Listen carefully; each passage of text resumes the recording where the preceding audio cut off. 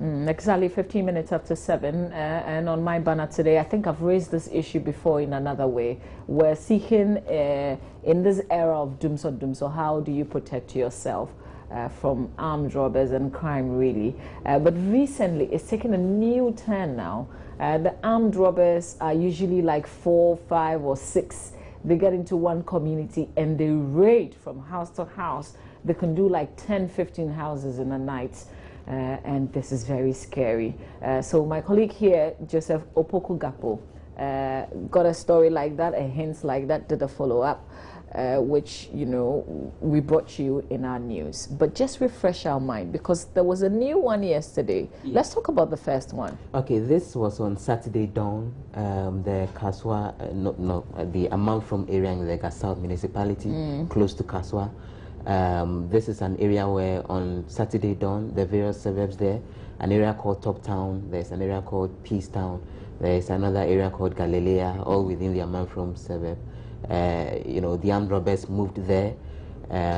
According to the Residents Association, more than 20 homes were robbed. And so some of the residents that we spoke to, for example, reported seeing the robbers, about 4 of them. Some of them also say they saw 6 of them. So it looks like they were in different groups and they were moving from house to house. They undertook this operation over close to a 3-hour period, from 1 a.m. till around 4 a.m. because some of those that I spoke to indicated that they came to their place around 1 o'clock, others said around 3 o'clock. And these guys went in there wielding machetes, some of them had guns. They fired a number of warning shots. Some of the bullets that had been shot were actually showing us when we went there. Yeah, we're showing the visuals now. We're rolling the visuals on your screen. So exactly. This is what Joseph is talking about. Yeah, so that's, for example, a bullet that was shot through one of the windows that was shown earlier. This is the door to one of the houses that was broken down. So when they get there, they shout, they wake you up, they demand that you open the door. If you don't open it, they break in and come in by themselves. And obviously, then that means your problems will be bigger than all others beyond taking the money. Because you then, to them, you've tried to be stubborn. Exactly. And so in the end, they got some of them injured. We spoke to some of them who had wounds inflicted on their foreheads. You know, some of them had wounds inflicted on their arms and all of that.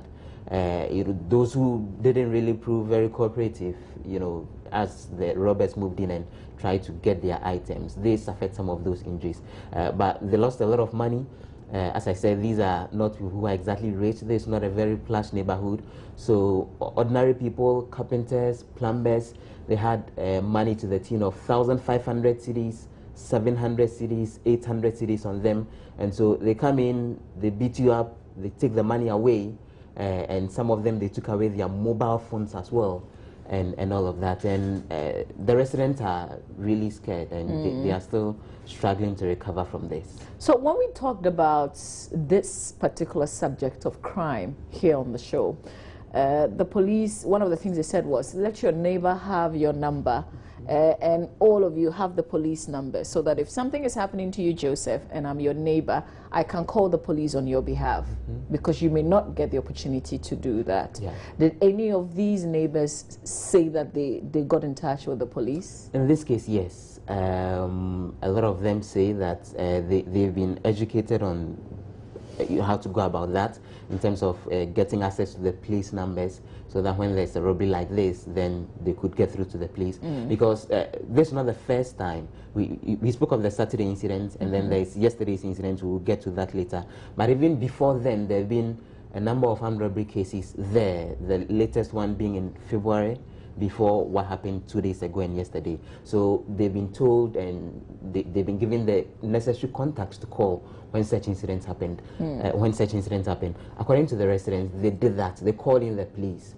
And the police have corroborated that, indicating that they got the distress calls, and they tried to move into the area. But this is an area where the roads are in very bad shape, and the police complain about that. And they indicate that sometimes even a stretch of about of a few miles that ordinarily should take you about 5 to 10 minutes to get there, when you are driving on that stretch, because of the bad nature of the road in this particular area, it could take you like 30-45 minutes. Okay. So the police say they responded to the distress call on Saturday dawn. They moved to the area, but their men had difficulties because of the poor nature of the road. Eventually, some of them had to get down and try to get to the specific location on foot, and that proved difficult as well. So before they got there, eventually, the armed robbers had escaped, and so they just had to get the people, get details on what it is, and they began looking out for those who may have been involved in this. But this is also an area that has a police station. The police station may not be in that particular community, but we saw the English Amanfrom police station. Yes. How about that police station? Yeah, for those who know the area quite well, you'd realize that this police station, for example, is beside the main road, so it's quite a distance away from the main community itself. Okay. There are other areas which are within the enclave of where the police station is, but there's a very large community with about 8,000 to 10,000 residents. So even if the police were moving from that particular police station, it would still take a very long time? It would take a very long time to get there. Within the community itself, where a lot of the houses that were robbed is actually located, they call that specific area Top Town. There have been discussions to provide them with a police post within that area as well. So I saw, for example, the land that had been allocated for the establishment of the police post within the Top Town area itself. But the land is bare, nothing much has happened on the land itself. Although it's been provided, the community say they've been in discussion with the police to get the post fully established and to get men deployed there, but they've not made a lot of progress with that. So Joseph, this is what we'll do. Let's speak to the police now. We'll come back and continue with your, more of that discovery. But here's Police PRO Superintendent Cephas Arthur joining us on the phone lines. Good morning to you, sir, and thank you for your time. Good morning, Lord. I hope you're well, sir. By the grace of God. We thank God. Now let's talk about this armed robbery and this new style. I don't know if it's very new to you, the police, where the armed robbers move to a particular community and then they begin to raid more than 10 houses. In this case, which happened in Amanfrom, that's 20 houses within some 3 hours. 20 houses were robbed within one night? Yes. I guess my colleague from Accra region should have the story. I'm yet to. Okay. But is this form, I mean, whether it's 20 or 5 or 10, is this the new kind of style that the robbers are using, or this is not new to the police? I thought it shouldn't be new. It isn't new that armed robbers should strike more than a house within one visit. It's not new. It is an old strategy.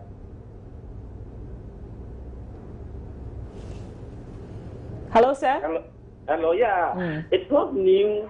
It is an old strategy, yes. I wouldn't say it is new at all. Okay. So, if you look at the case in Amanfrom, and may I ask, are you familiar with this subject? I am not familiar, except for this past moment when you mentioned. Okay. All right. So maybe we can speak generally then. So what's the plan? I mean, what should we do? Because if you look at this incident where different neighbors were attacked, so some of them called the police, like you've said to us that we should do.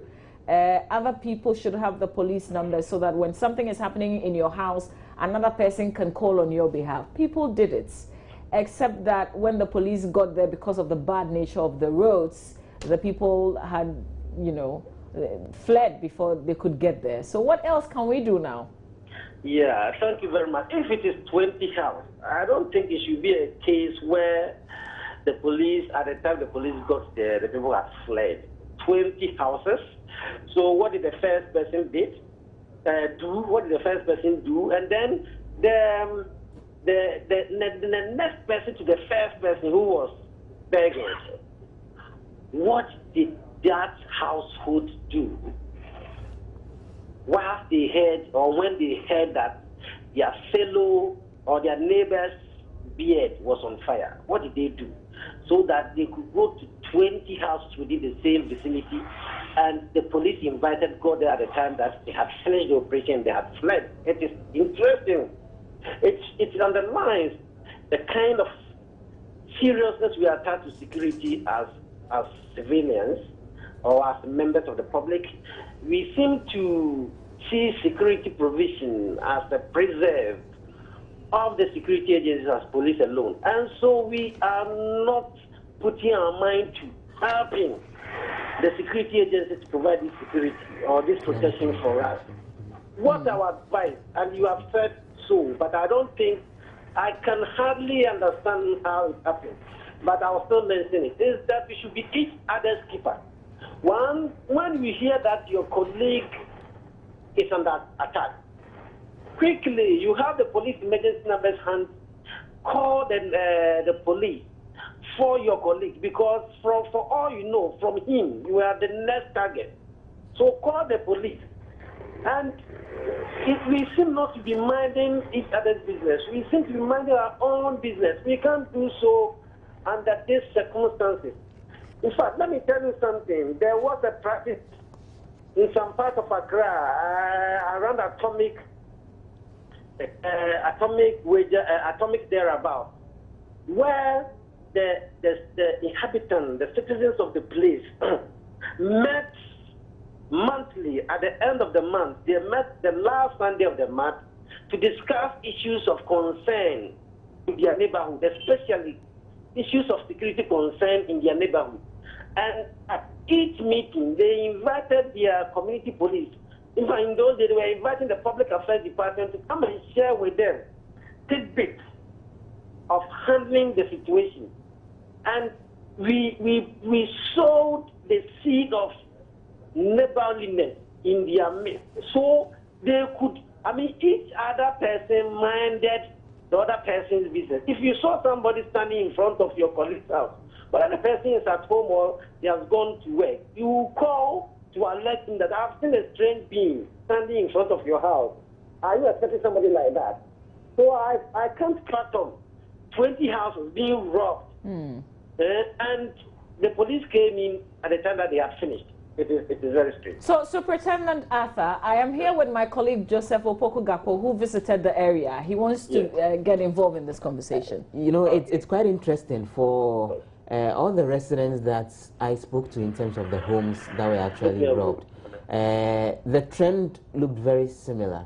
So they come there, they are taking away your money, and they're taking away your mobile phones as well. That is one thing that they really demanded for before they move out. So beyond taking your money, then they make sure that whether it's 2 or 3 mobile phones that you have, they take them away from you, maybe a laptop or some other valuable item like that, then they will take it away. So for the residents, that also created some amounts of difficulty in trying to get the communication out there.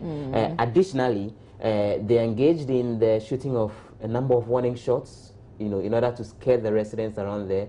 We were showed trees, for example, that the bullet had managed to pierce through, and you could see the marks there. We were shown bullets that had been shot and were lying on the floors there. You know, all of that. So even the communication aspect becomes quite difficult, especially when your mobile phones have been taken away and all of that, which also, to a certain extent, delayed the process in terms of getting in touch with the police. But the residents say, eventually, while the action was ongoing, they managed to get in touch with the police, except that they arrived late after the entire action had happened. Okay. So, Superintendent Arthur, did you get that? Yeah, I got it. Do you better appreciate the scenario now? So what it is if I was robbed before, I couldn't call the police because my phones had been taken away from me. Exactly. And they fired warning shots to scare some people away as well. Plus, their roads are terrible. Yeah, let me say that is what underscores being each other's keeper. You don't, for the person who has been robbed, even if his or her phone were not taken away, she could be too traumatized to even invite the police. So be each other's keeper. When we heard that gunshots were being fired, these are all psychological operations, just to scare you. But once they are not within your house, and you hear your neighbor's house on fire, it is for you, because from him, it's coming to you. So it is for you to invite the police for her and for yourself. So, yes, I understand the fact that he takes your mobile phone from you and therefore you cannot make a call, but your colleague can do so. That is why we are talking about the community meeting, holding a meeting to discuss issues that are of concern. It could be water, it could be electricity, and security must feature. And when you do that, you become one. You share things in common, and so you can easily feel for each other. So that's what I would say. And then other factors come into play. You mentioned bucket roads. They could also hamper effective response or quick response. But even that, sometimes we have very rugged vehicles that are able to manage it. Then even what we call it strict naming, house numbering. Sometimes you are even able to reach the bigger area within a record time, but to locate the house. And you know the way we give direction in Ghana here. I mean, I can't repeat it again. When that you see, this kind of things do not help crime combat. So other factors definitely also impinge on effective combat of crime. Yeah. Okay. Superintendent Arthur, I will come back to you maybe sometime later because we have to know how to live now. I mean, if all the tips that you've been giving in the past don't seem to be working, what do we do again? But that will be a conversation for another day. For today, I thank you for your time. Yeah, thank you. Just to add something small, but I can bet you that the entire area within which 20 households were robbed, if you did a survey as to the number of the houses that could remember police emergency number, you won't get more than 40%. Thank you. Okay, no, so just before you hang up, why don't you give us some of the numbers that we can readily remember now? I'm glad for that. MTN and Vodafone short code 18555. Okay. MTN and Vodafone short code 18555. It is toll free. And then 191 on all networks. 191. These are the easily reckonable ones. But you can also, if you are fast and you can write somewhere, you can even compute it on your mobile phone. 0302773906. 0302773906. Okay. All right. Thank you so much. Really appreciate your time. Joseph, let's talk about this one that happened yesterday. Yes. This was at dawn around 1 a.m. And these are the factors provided by ASP Fiatenge, who is the police PRO, the Accra Regional PRO.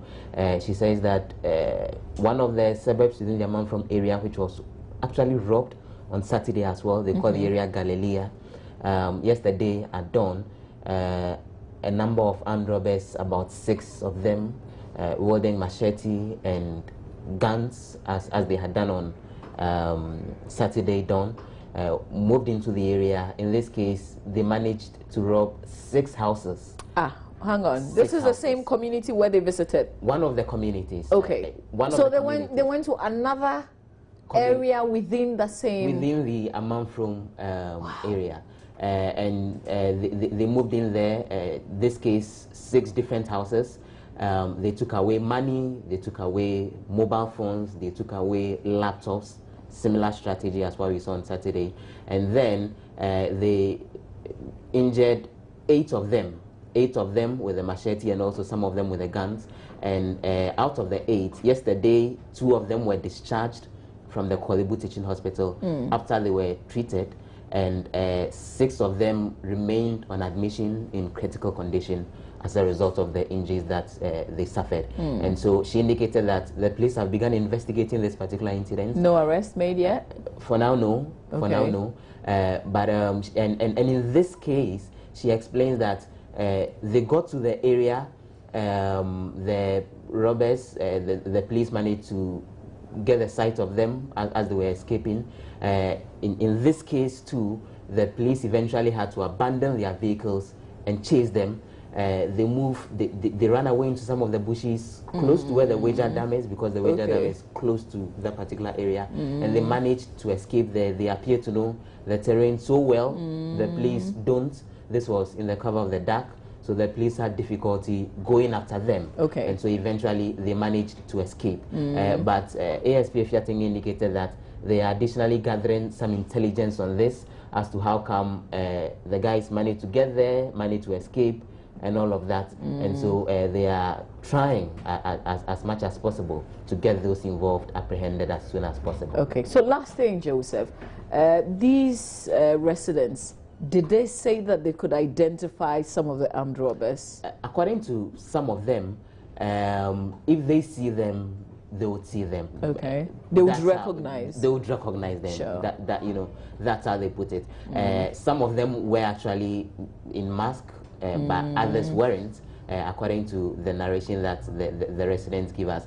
And for some of them, they had conversations with them for very long periods. So exactly. So in a house, for example, they were there for like 5-10 minutes, engaged in disagreement with them, demanding that they bring the money. Some of them were resistant, so it developed into a whole conversation, and they started assaulting them and all of that. So they spoke to them. Some of them said they would be able to recognize their voices if they, you know, speak to them again. Okay. And so, according to the residents, they've given some of those identifications to the police when they went in to file their report, and they are counting on the police to actually get the people apprehended. But we spoke to the Wager District Police as well. That area is within their domain, and they tell us that they are increasing patrols around there going forward. One of the other things that the police say they would do would be to station some of their officers in their vehicles within the community. Okay. And then occasionally what they would want to do would be to blow their siren to announce their presence in the course of the night,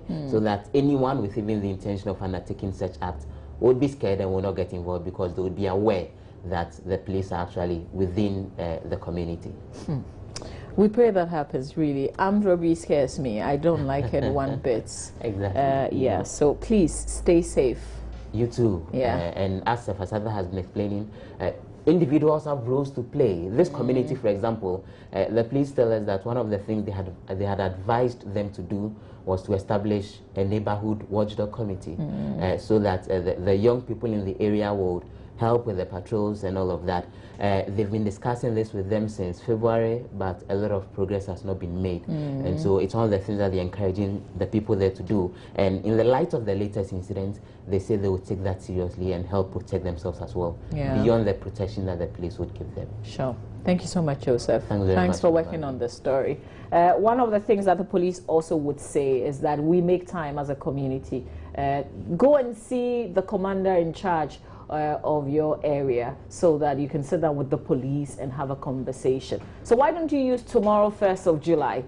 You won't go to work, it's a holiday. You can organize some of your neighbors and then go and see the police in your area, and then have a conversation and see how you can be familiar with their numbers and also get in touch with them easily. But here are the numbers again, just in case you missed. Whilst Superintendent Arthur was mentioning the numbers. If you're on MTN or Vodafone, this is the toll-free number, is 18555 18555. Otherwise, you can also call 191. That's the emergency number, 191.